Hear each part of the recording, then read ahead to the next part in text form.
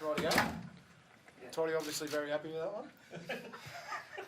Yeah, look, scored some really good tries. Scoreline was really positive because, you know, we're sitting outside the 8 and the back end of the season, 4 and against is going to be so crucial. The thing that I'm most happy with is not the 74, it's the 0. So, yeah, we spoke about that at half time, made a commitment, and players defended really well, kept moving, and yeah, showed some real desire. Mate, the origin, it's either a hindrance or a help. Looks like it's been a help for the Cowboys. Yeah, I've said publicly a couple of times about, you know, the confidence that the Queensland guys come back with, and then Robbo in a losing team was really strong, and he's come back, you know, really believing in his own ability. And then I think, you know, what I've enjoyed most is how much enjoyment and I guess energy the rest of the group's got out of those guys coming back and seeing them do really well in that arena. So yeah, we've still got a couple of tricky weeks, you know, with manipulating guys' schedules and training loads, and you know, we didn't put Rouge back on tonight, you know, for the fact that he's punched out 2 80-minute efforts at our Origin. So we've got a couple of tricky weeks to get through. Todd, you were 5 and 8 prior to Origin and have gone undefeated through it with a bye somewhat midway through there and a bye next week. Did you think you'd be in this position back then? Given the run of games you had? Just try and not look too far ahead. Always try and, you know, get our season back on track and stay calm, still believe. Having our best players available helps. And then the biggest adjustment to our game has been our kick chase and transition part of our game, whether it's attack to D and D to attack. That's made a real positive influence on our game and therefore the result. Jaddy will ask you, you're playing with him, the form of Scotty Drinkwater again tonight, almost untouchable at times. Yeah, it's been really impressive, and I think it's been a testament to what he's been doing at training. He's matured a lot, Drinks, and he's, you know, some of the decisions he's making on the field now are, you know, a lot more consistent, and the way he just brings the ball back at speed, the way he attacks the line with speed, and he's been doing it week in, week out for us all this season. So, you know, he's playing some of the best footy of his career right now. I think he's in the sweet spot. He's such a huge part of our side, and, you know, if he can continue to do that for us, you know, I think, you know, we can be in any game. Mate, the turnaround of the big boys as well. I guess Jeremiah, you know, Cohen Hess off the bench. The boys are really starting to add some punch and some spark through the middle, aren't they? Yeah, 100%. It's, you know, we can't do anything without our forwards going forward, and you know, we've kept a pretty simple message over the last month about, you know, running hard and being physical and getting on our kick chase, and all of our forwards have done a tremendous job, and you know, it's forcing guys to miss out, and it's causing competition for spots, which is bringing out the best in people. And like Toddy said before, I think, you know, having guys come back from Origin, you know, I think Jeremiah's focus has been unbelievable, and you know, it's great to see them playing well because it lays such a, you know, important platform for the rest of us to get on the back of. Todd, Jeremiah, a couple of stints out in the sideline with suspension and didn't start the season on the best foot. Do you think that gave him a chance to rethink about what he'd done? He'd come back from a season of success, a tour overseas, and a lot of things landing in his lap as a young bloke. Hard to handle. Do you think that gave him a chance to work with the coaches and really find his game again? Yeah. I guess the World Cup hurt us as a club. Players deserve their 5 weeks off. We get them after Christmas, and things have to go perfectly for that 5-week period between the time they get back and, you know, we play our first game. So we've had a couple of guys with little niggles at different times and had to miss a session or two. You know, it just took those guys a little bit longer to get themselves going, and, you know, Jeremiah missing 7 weeks in total. You know, that last little block, you know, we really went at him as a coaching staff physically about, you know, with his high performance stuff, and try to strip it back. You know, he's got all the skill in the world, but he sets his game up by, you know, just by running hard and tackling hard, and then the finesse side of his game will come. So he's done that really well since he's come back after that second suspension. He's got plenty of class about him. He's just got to keep his feet on the ground and continue to work hard and just keep it simple.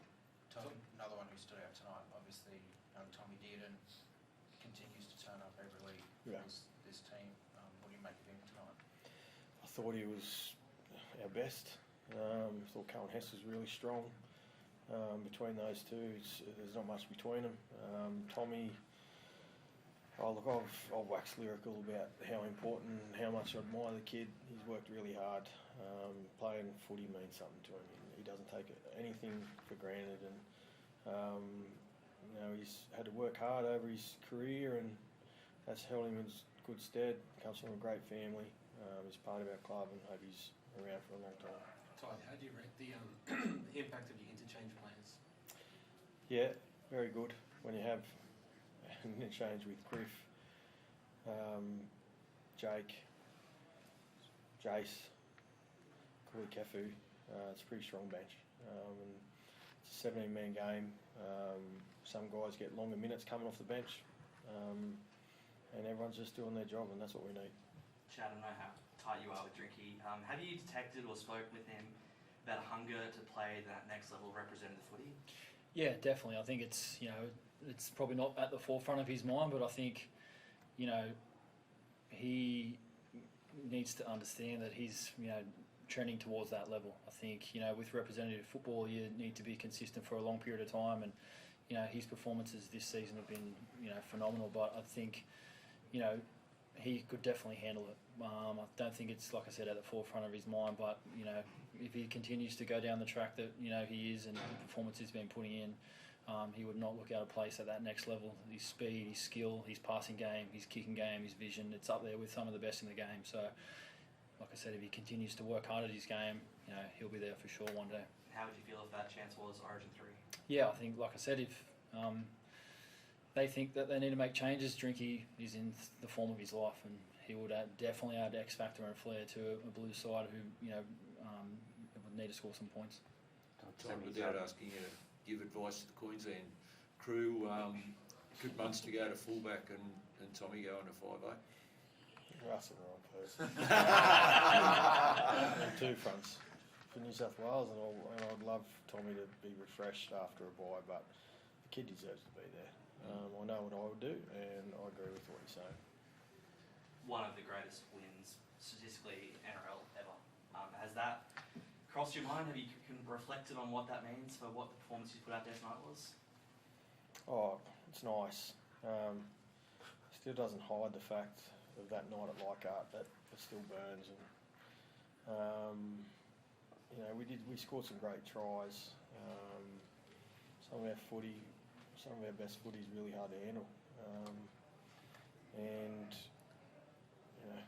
we just need to keep our heads down, rest and recover over this bye period. We go down to Manly at Brookvale, and it's a really hard place to play. We've got some tough games before we close it out, and we're still sitting outside the 8, so it's flattering, but we just can't get too far ahead of where we really sit at the moment.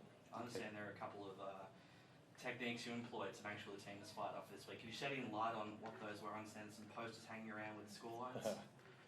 Yeah, I strategically put some posters around our facility with the scoreline from last time.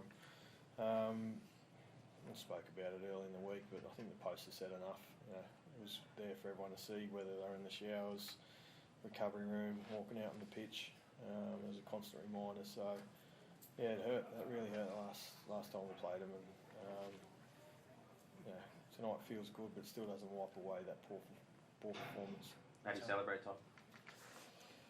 Well, there's 30 old boys next door, and they've been drinking 4X since midday yesterday.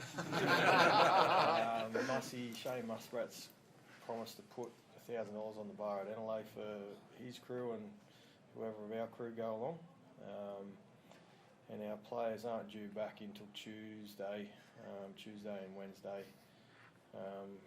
And the Leagues Club will be chock-a-block, and there's a time we can relax a little bit and enjoy ourselves. And I'll be trying to control our players and let the old boys just wind it back. Shannon, can we get the players, well, a bit of insight into how the players reacted to those posters that were all over the class? Yeah, I think it's just like just a stark reminder of that night, and it was embarrassing. Like, speaking on behalf of the players, yeah, it's like an embarrassing night, and you know, you almost felt like ashamed, to be honest, and you know, to have it thrown in your face, like you took it personal, and I think you know the playing group we all took it personal, and that's why we came out tonight so fired up and wanted to put in a performance to, I guess, you know, avenge that loss. So I guess we got it back tonight. Todd, team didn't get their pants pulled down tonight. Who, ours? No. Thank you guys. Thank you.